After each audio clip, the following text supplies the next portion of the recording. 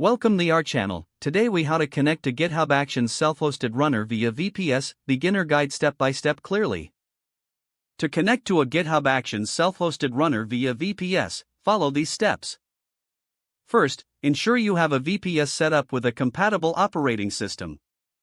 Log into your VPS using SSH. Update the package manager to ensure all software is up to date. Install Git if it is not already installed. Next, create a directory to store the GitHub Actions runner. Navigate to the directory you just created.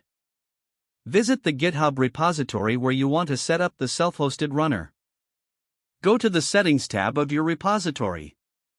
On the left sidebar, click on Actions. Under Actions, click on Runners. Select the option to add a new self-hosted runner. You will see instructions for downloading the runner package. Copy the provided download link. Back in your VPS terminal, download the runner package using the link. Extract the downloaded package. Now, you will need to configure the runner. Copy the configuration command from the GitHub page. Paste the command into your VPS terminal. This command includes a token that authenticates the runner with your repository. After successfully configuring, you can start the runner. Run the command shown in the GitHub setup page to start the runner. To keep the runner running, consider setting it up as a service. Once the runner is active, return to your GitHub repository settings. Check the self-hosted runners section to confirm it is connected. You are now ready to use your self-hosted GitHub Actions runner.